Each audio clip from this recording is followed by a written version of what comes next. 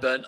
Yeah, I was just wondering, have you done much work with any of your clients about how to manage teams remotely and kind of how to keep everyone engaged and part of the company, even when everyone's kind of working remotely and working separately? Is that like a big issue that you've had with some of the bigger companies as well?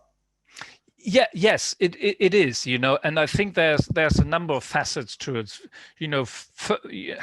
So first, I think we see a shift from, and we see that in your case, we go, we've been in the fully virtual, and also and there's work actually that exists for years, right? There's great people, because if you work in a big corporate, right, who's a global organization, there's people that's never seen face to face, in real time. So so there's a lot of learning around that, and it's the fundamentals around, how do we shape high level quality relationships, right? And in the virtual space. So how do we go from an initial commitment to sustained commitment to real delivery, and then that builds trust. We know from beforehand, and that's where I always start.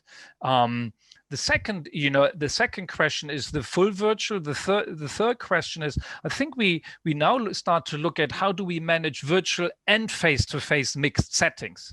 So let's assume you do your work in half in the office, depending on social distancing, and half online individually if you want. So how do we make sure that we keep the commitments that we build in the room, right, in the virtual room, and we don't, oh, we'll walk over to the water cooler, have a nice cup of coffee at work, and all of a sudden we redefine what we just agreed. Happens at work as well, right? When they go back to the corridor. So I think you're absolutely spot on, and around the completely virtual, but it's more complex because we probably go into a kind of a blended setting where things really need to be disciplined. And I would go back to keeping commitments. The final observation is, and don't get me wrong, the virtual world has really stepped up the idea that we need to think about way more about well-being. So there's a much bigger invitation to reach out to people, and it's a good outcome. We didn't ask for the pandemic, but we need to make the most out of it. So I think the well-being, which was in some organizations truly implemented, and in some others more token, has become a necessity.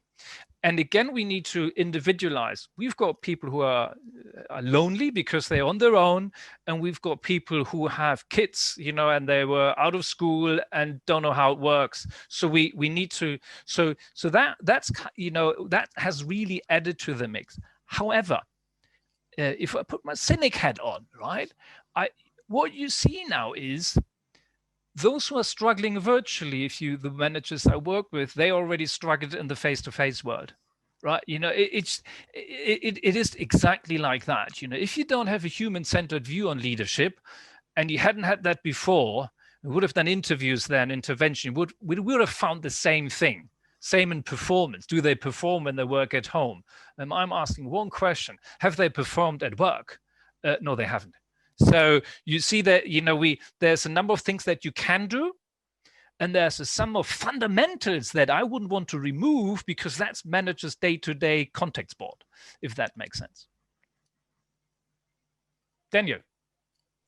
I put my hand up and then realized I was on mute. I was wondering, you talked about like the comfortable zone, and I was wondering, if you're in the comfortable zone, how do you kind of, in my brain, I'm struggling to kind of comprehend the idea of being in the comfort zone and still keeping momentum.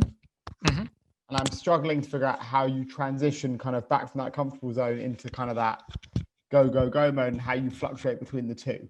I work with organizations that, look, here's the timeline and here's the energy and performance intensity. You put month on there and tell me what your typical year is, and when do you need to be really sharp, and when do you have times to recharge, right? Take retail. They have the customer facing side. They have a clear line, has changed a bit in the last year. All of a sudden, Black Friday has come in. It wasn't there, so we have another peak, right? So we have 2 peaks close. So then we have sales, but there is a bit of a, in inverted commas, lull, and he would need to make sure on purpose that my colleagues recover. Now, if you're in the supply chain early on, the curve will look different, right? Because you need to provide the goods to, into the chain and all that. So there's a personal level where I would kind of explore, what are the things that where I really need to invest, and do I over invest into others, and make a choice. So task related, and then you look at your team or business, and do we have a certain cycle that actually invites us to do that?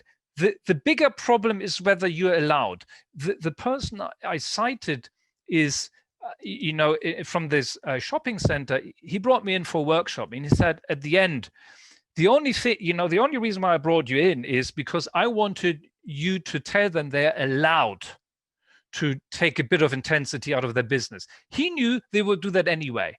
They knew they would kind of in corners try to recover but he wanted that this is part of our culture. But his colleagues were fearful that they will be looked at as non-reasonable. So you have the personal element, but then as a culture, you need to allow that there is a, up and down, or there is time for the hammock, but you don't doze off. You're sharp, you're watching, right? But there's a lot of organizations that have been dozing off and not anymore there, because they were so comfortable with their past successes.